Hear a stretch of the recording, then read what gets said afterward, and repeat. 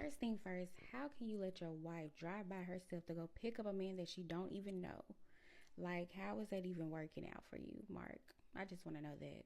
Then she's sitting up here saying that they've been married for 7 years and they made up of a Christian mingle website and all that stuff. But then you turn around and let your wife say, oh, well, he was a pen pal? A pen pal? Because of your marriage wasn't going well, so you allowed your wife to do that? Ain't you supposed to go work it out with your church members instead, with the preacher or whatever? Nah. That ain't right. That ain't right. What's really going on? So right out the back, this is Mark and Shara. And Shara never met Bill before. Shara only did a pen pal thing just because she wanted to start a program, only because of her marriage was upside down. And basically, she just wanted somebody to talk to. That's all I can say. She say it was innocent. She feels like she just want to help him and all that stuff. But in my eyes, I feel like she wanted more. She wanted to be with him more. She was attracted to him, and that's what she wanted. I don't know why she's trying to put it up like she don't want to be with him. She said she just want to help. But in reality, girl, you want that man. You don't want your husband no more. Just look at him. He's looking like baby boss. Like boss baby. I'm sorry. Like what? So we in the church, right? And they're sitting up there talking to this girl. I'm going to call her church lady because I don't know her name yet. But they're turning around saying, she's like, well, have y'all done it yet? And she was like, no, we haven't done it yet, but he'll be home soon and he's going to live with us. And so she was like, I'm just going to let y'all know now, it's not going to be a good idea. I can't believe y'all out here really doing that. And so then Mark going to say, he asked the lady, could she help them? If, because you've been through this before, and could you just come and help us? Of course, she said yes, because she's a felon of 14 years accounts. And she's been through this before. And she said, this is red flag on the play. And she said, I don't understand what husband would let their wife do something like that, have a pen pal, when you're out here talking to somebody random that you don't even know.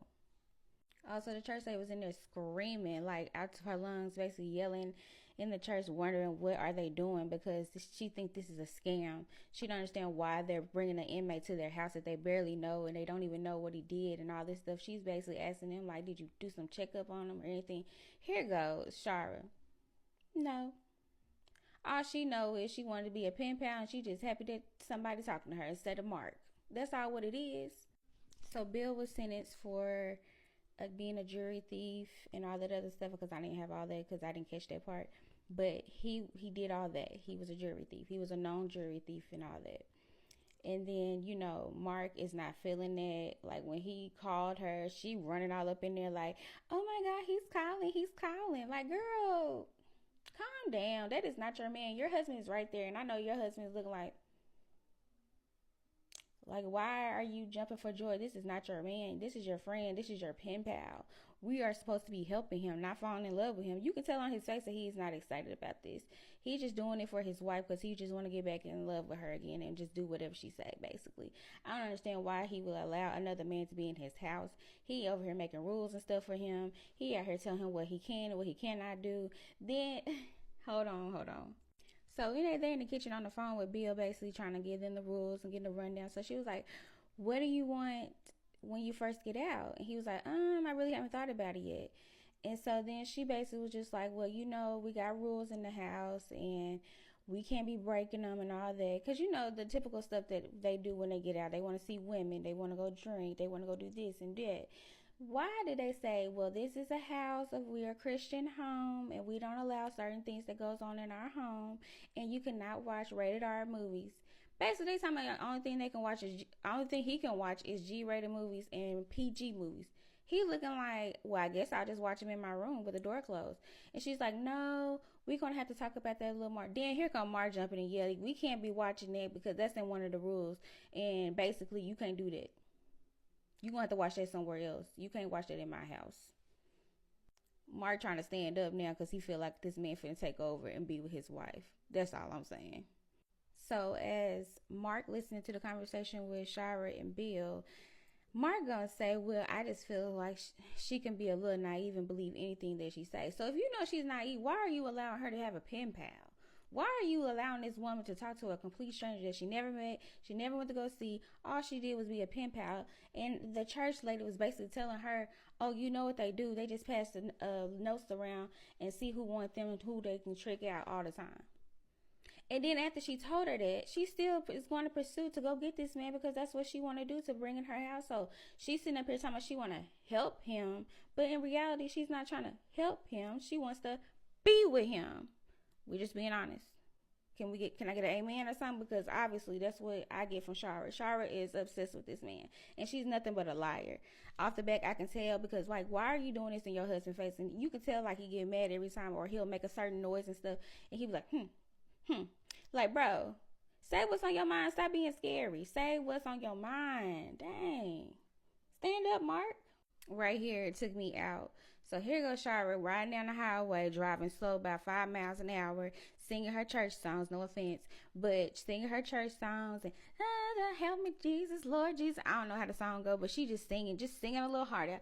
I'm on my way to come get you, Bill. I can't wait for you to be free. I'm on my way to come get you. What does that sound like to you? Girl, you was hoping for him to be coming home to you and Mark should be gone, but Mark ain't going nowhere no time soon because guess what? That's still your husband. But yeah, she in the van traveling about 5 miles. Everybody that went around her while she's singing the Jesus songs and stuff like that. And all she worried about is getting to him. Then she had the nerve to say, well, I'm going to sleep in my car. Did y'all hear me? She said she was going to sleep in her car so she could be close to the prison. Like, what? That's what we doing now? I mean, this is kind of like Love After Lockup, how they have to be real close to the prison, but they ain't sleeping in no car. Half of them go get hotels, so when they come back, they can chill and stuff.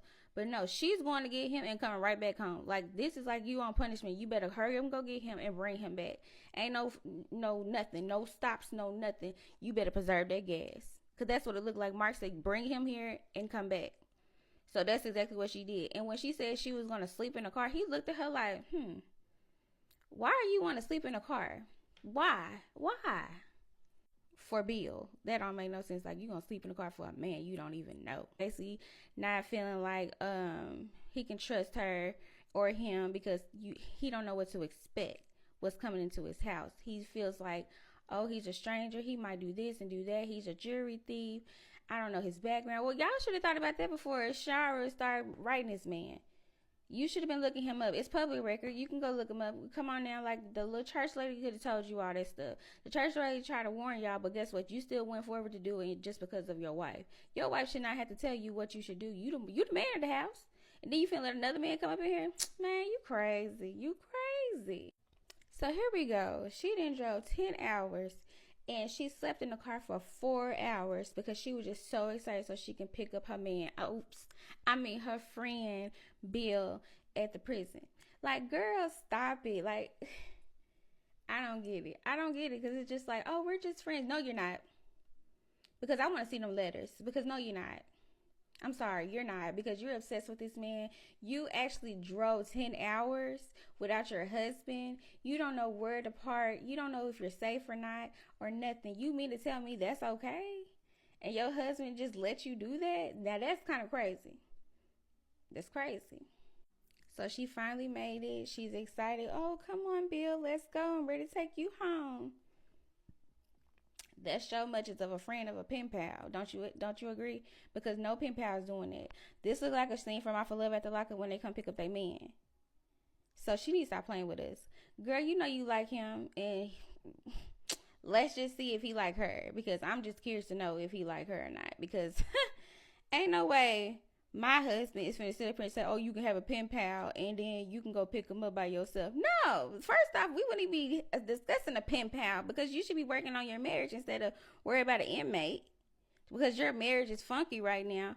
And then you want to control stuff on top of that. Then your husband sitting up here doing whatever you say because he's trying to get back in good graces. Like, what is wrong with y'all? Like, come on. Like, be for real. Like, this is ridiculous. So after all the waiting, we gotta wait. I'm gonna have to watch episode number 2. I might be late to the game, but I'm in tune now. So drop some comments down below. Tell me what y'all think. I know I'm late, but hey, we can talk about it too. It's still a show. We can get into it, just like Live at the Lockup. Drop some comments down below. We're gonna enjoy this show too.